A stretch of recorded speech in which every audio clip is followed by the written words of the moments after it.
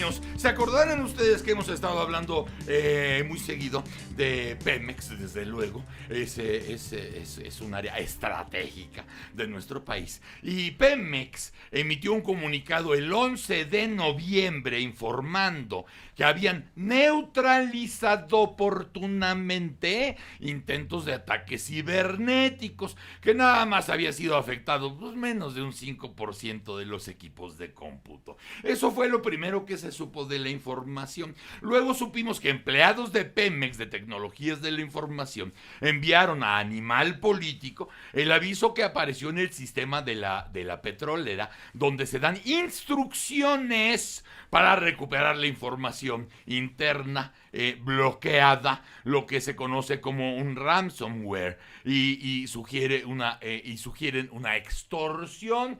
Pemex, la Secretaría de Energía, pues nada a comentar, todo como si fuera normal. Incluso me acuerdo que fue antier, donde decían ya para la noche ya no va a haber problema, pero sucede que Reuters nos da a conocer que se trata de un secuestro y que incluso la gente de Reuters habla con los hackers y los hackers le confirman que son más bien pues un rescate de $5 millones. Cuando se hablan de fechas, estos hackers le dicen a Reuters que bueno, que ellos habían puesto un plazo para que Pemex pudiera pagar menos, como si fuera rebaja, como está cerca el Buen Fin. Entonces yo creo que los hackers dijeron vamos a hacerles una oferta de Buen Fin, ¿verdad? Y si pagan pues que paguen menos, pero que ese plazo ya había expirado, que lo que no había expirado era el plazo final, que todavía tenía tiempo Pemex para valorar la posibilidad de caerse con la lana, y esto nos enteramos por Reuters. Evidentemente hay cuestiones que no se han dicho, y tan no se han dicho que son las filtraciones o la información o el periodismo de investigación el que nos ha dado las otras partes de toda la historia. ¿Qué hacemos nosotros para platicar con ustedes? Bueno, decimos, oye, ¿y por qué? ¿Por qué no invitamos a algún experto en estas cosas?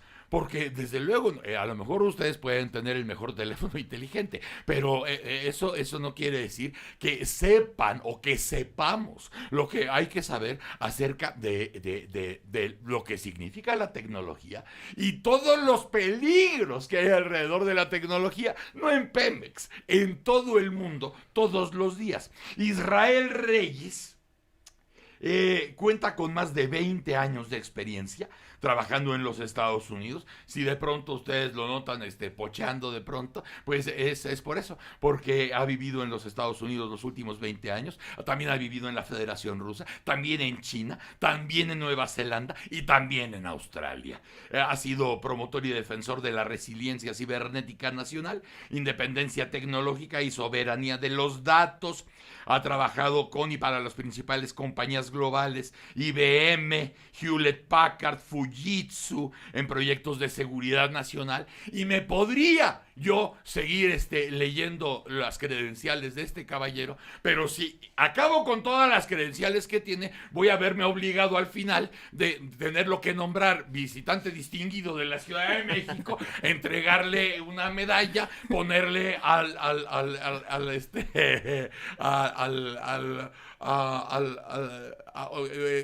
ponerle guaruras, ponerle casa y conseguirle novia. Entonces, Israel Reyes, bienvenido. Pues muchísimo gusto estar aquí contigo, Broso, y Gracias, es un honor saludar a tu audiencia. Gracias Israel. Por favor, ubícanos. Esto que nos hemos ido enterando a cuentagotas de lo que pasa en Pemex, de qué importancia, qué estándar podemos ponerle, porque nos enteramos nos enteramos poco por lo que nos dice Pemex, pero nos enteramos de más por los medios informativos, por las agencias como Reuters o como Animal Político, y entonces no sabemos bien dónde estamos parados, partiendo de la base que si hay algo importante en el país, institucionalmente hablando, es Pemex. ¿En dónde opinarías que estamos en ese asunto? Mira, lamentablemente yo creo que estamos en una situación de crisis y no es ahorita solamente por Pemex. Recordarás lo que pasó con Banxico en el SPEI, en el sistema de pagos electrónicos Gravísimo. interbancarios. Alrededor de 350 millones de pesos, que fue la cantidad oficial, pero hubo otra serie de ataques. También Banorte fue afectado severamente, Banco del Bajío, etcétera. Aquí el problema no es lo que estamos viviendo ahorita actualmente en Pemex, es la traceability de lo que ha pasado desde los ataques a la infraestructura financiera. Sí. Ahora, lo que yo me pregunto es de que si no hacemos algo al respecto, el que sigue va a ser Comisión Federal de Electricidad. Y ahí va a estar de más preocupación porque imagínate que los hospitales se queden sin electricidad. Ahí se va a poner en riesgo la vida del ser humano, de la población y de la gente. ¿Qué distancia hay entre un hackeo? Estamos hablando de Pemex. Estamos temiendo que en un futuro, ojalá no, pero se teme que pueda ser Comisión Federal de Electricidad. ¿Qué distancia hay entre el hackeo o el secuestro de un sistema al terrorismo? No, pues, excelente tu pregunta, Broso. Mira, la distancia es un clic y te voy a decir por qué. Actualmente en México estamos rezagados en el área tecnológica. De hecho, no tenemos soberanía o independencia tecnológica porque dependemos de tecnología extranjera. Sí. Eso nos pone vulnerables. Además de que no estamos desarrollando el talento local de especialistas en ciberseguridad y en sistemas tecnológicos. Rusia, China, Estados Unidos son los países que van por adelantado. El ransomware en México, que es el secuestro de datos, se ha incrementado el 300%. De acuerdo a las estadísticas del FBI. ¿Cómo nos damos cuenta de eso? Por las transacciones que hacen en Bitcoin. Ahí se puede observar que se ha disparado de 1,000 casos diarios a 4,000 casos diarios. Ahora, las empresas no lo dicen porque afecta la reputación de las empresas. Sí. Imagínate que el banco te dice, me secuestraron tu información financiera, no sé cuánto dinero tienes, ¿cómo tú me vas a demostrar cuánto tenías? Esa información se queda clasificada y eso nos vulnera más porque no tenemos datos del problema. Tenemos la ausencia de un marco jurídico, no tenemos una legislación en esa parte, no tenemos una Agencia Nacional de Ciberseguridad. Eso nos pone bastante vulnerables en esta situación de la era tecnológica. Recuerda, Broso, que en esta actualidad tecnológica los datos es el activo de más valor. Si de pronto ya vamos rezagados en esta cuestión tecnológica, llega el presidente Andrés Manuel y lo primero que dice es, no vamos a estar ahí gastando en computadoras y esas cosas, porque esas son frivolidades, vamos a ponernos en otras cuestiones más importantes. Pero si te hacen un anuncio así al principio del sexenio, pasa lo de Pemex ahora, tomando en cuenta lo que ha pasado con el SPEI, con Banorte y con una serie de empresas en estos mismos 11 meses, ¿no? De pronto tú dices, ve nada más la distancia, de decir no vamos a comprar computadoras y esas frivolidades, a decir tendríamos que tener un sistema interno blindado para no depender de alguna entrada que pudiera venir de Estados Unidos, que podría venir de Europa o que podría venir de Asia. Porque esos son los caminos. O sea, no ser nada más no tener un proveedor, sino ser tu propio proveedor, ¿no? Efectivamente, Broso. Mira, ahorita, en la actualidad, el mayor riesgo de cualquier gobierno es la tecnológica. El riesgo tecnológico. ¿Por qué? Porque la sociedad depende de todos los dispositivos electrónicos. Ahorita ya hablamos de la guerra electrónica, de electronic warfare. Y esto puede desestabilizar al país. Un ataque sincronizado, coordinado al sector financiero, al sector energético, donde tú no puedas pagar tus alimentos, donde la gente no pueda saber cuánto dinero tiene en el banco, eso llevaría a México a una crisis nacional. Sí. Y eso es las infraestructuras críticas. Y como te digo, como tenemos ausencia de legislación de marco jurídico, es el Wild West. No tenemos un sistema, un marco que nos permita colaborar, que nos permita verificar, que podamos pedir datos, estadísticas de las personas o de las empresas que han sido hackeadas. Y esta es una responsabilidad compartida. Gobierno, sector privado y sector público. ¿Y por qué el sector privado? Porque ahorita el sector privado es el dueño de la infraestructura crítica. Toda la infraestructura crítica está en manos del sector privado. Pensando nada más en posibilidades, pero también basados en la realidad. Yo tengo claro, por ejemplo, que una notaría dice, oye, vamos a tener que cortar el servicio que tenemos, por ejemplo, con Telmex para base de datos, porque tenemos mucha información. Tenemos informaciones de bancarias, de casas, de domicilios en México y en otros lados. No podemos estar arriesgando esa información si un piquete nos vulnera o entra por el lado de nuestro proveedor. Tenemos que aislar nuestro sistema, nuestros propios servidores, para garantizar a la gente que nos da su confianza de que nada se va a escapar de aquí. O sea, si esto lo piensa alguien que tiene, por ejemplo, una notaría, cuando estás hablando de gobierno y de cuestiones estratégicas, como puede ser el petróleo o la electricidad, estás obligado. Si nosotros no tenemos esa infraestructura, entonces es fácil pensar que efectivamente está hackeado Pemex, que efectivamente hay un rescate de $5 millones por pagar, y que uno debe suponer, por lo que tú nos estás contando, que estas personas no tienen puta idea de lo que pueden hacer, o cómo se pueden proteger, o cómo lidiar con un hackeo. Sí, y mira, aquí esto está pasando a nivel global. En Estados Unidos también les ha pasado. Aquí hay falta de conocimiento porque la tecnología avanza tan rápido que somos perfectos usuarios, pero no medimos el riesgo. Por ejemplo, ahorita los dispositivos inteligentes son más inteligentes y nosotros más ciberdependientes. Sí. Si te pierdes el celular, no sabemos los números de teléfonos de nuestros seres queridos. Ahora, esa es una vulnerabilidad. No solamente tenemos el caso de gobierno, de sectores de infraestructura crítica, pero también tenemos menores de edad que utilizan redes sociales, fotografías en dispositivos digitales. Tenemos el problema de la sexoextorsión. Sí. Tenemos el problema global del robo de datos y robo de identidad.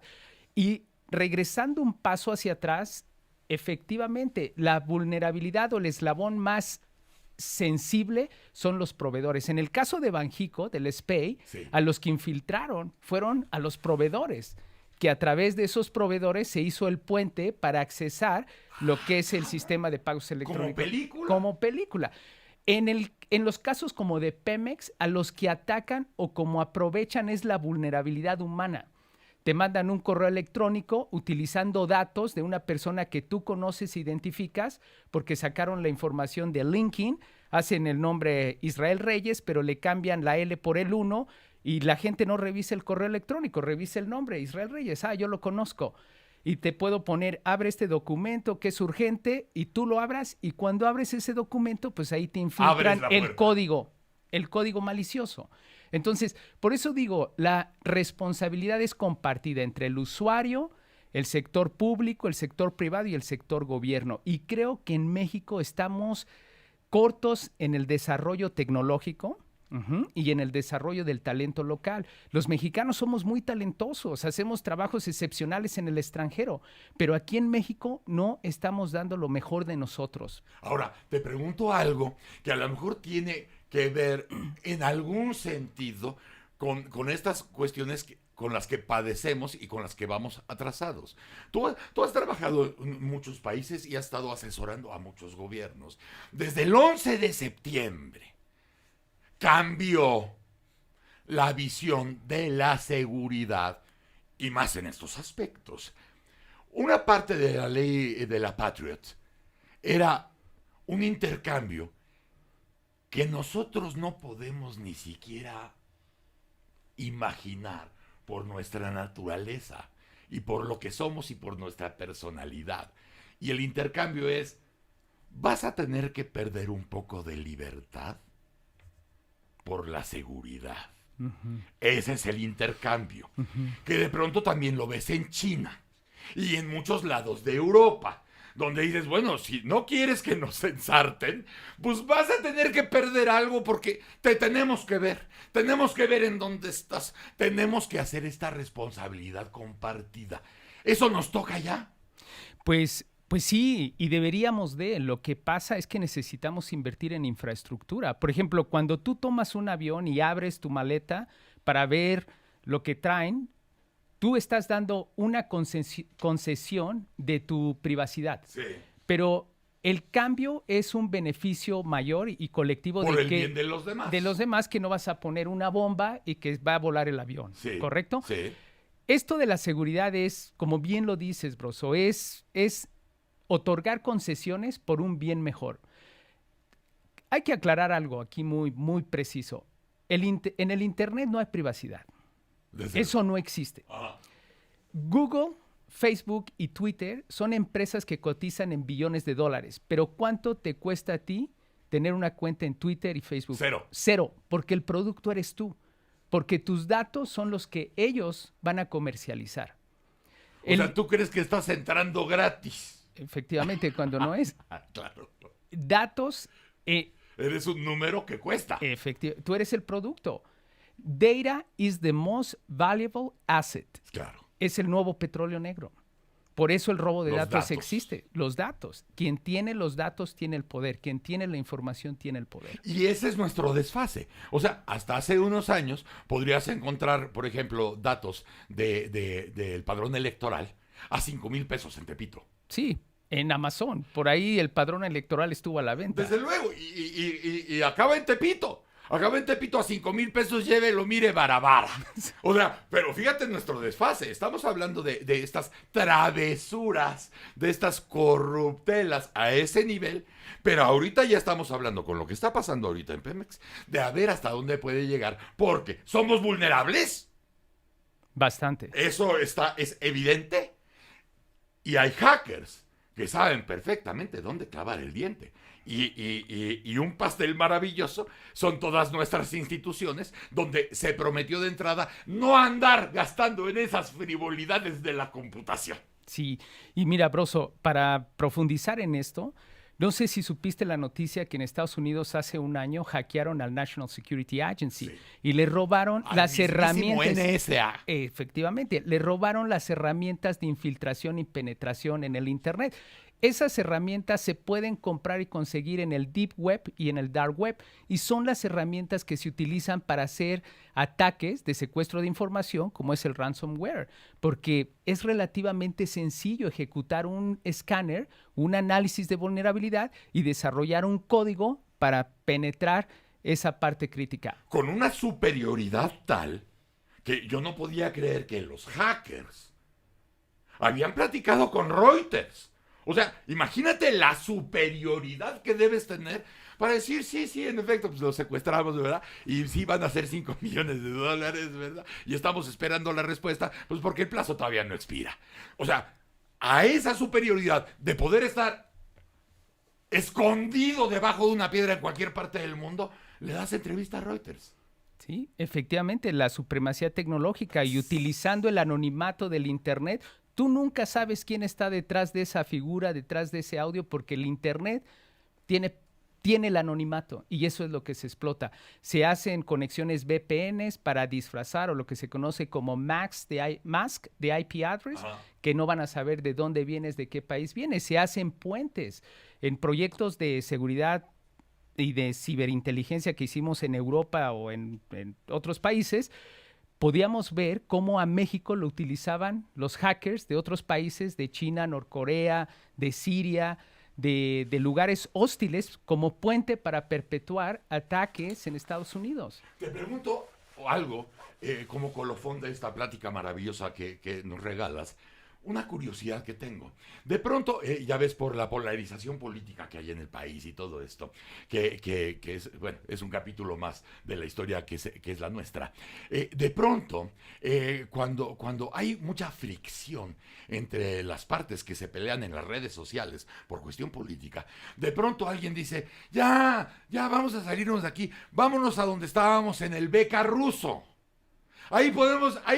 Desde ahí podemos trabajar más tranquilamente que en el pinche Twitter. Deja a estos güeyes aquí en el Twitter peleándose, vámonos allá, porque acuérdate que allá nos vemos. ¿Por qué?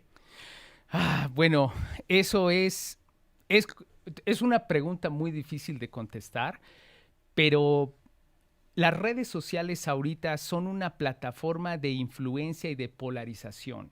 Hemos visto lo que pasó en la primavera árabe, lo que pasó en Cataluña, el fenómeno de polarización que lo hemos estado estudiando en el MIT, en el Massachusetts Institute of Technology, es preocupante. El uso de los bots, el uso es de miedo. Cada vez que yo lo veo, quiero destruir mi teléfono y regresar al tiempo de los 70s, cuando no teníamos esas tecnologías, porque lejos de unir a la sociedad, la está polarizando. Ha habido casos como el Black TVist, como el caso de Secure Border, que fueron páginas falsas, con usuarios falsos, con bots falsos, que lo único que hicieron en Estados Unidos y favorecieron a Trump fue polarizar a la sociedad. Entonces, ahorita el ciberespionaje o la inestabilidad política o social de un país ya no se hace con una persona que se decía boot in the ground, se hace a través de redes sociales para crear una tendencia, hacer crecer un hashtag, polarizar y dar un golpe de estado cívico o un golpe de estado blando. Por ejemplo, en ese tipo de aspectos, ¿qué diferencia hay si yo opero dentro de Twitter para cualquiera de alguna grandeza o de cualquier bajeza? Hasta hablar en un golpe blando. ¿Qué diferencias hay entre Twitter y Beca? No hay diferencias. En China tienen también otra plataforma. Por ejemplo, como WhatsApp, allá es el WeChat.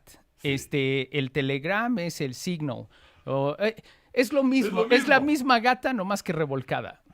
Es una maravilla. Yo creo que te vamos a invitar otra vez cuando estés en México para hablar concretamente de esa realidad mundial de las redes sociales como fenómeno sine qua non de la nueva plaza pública.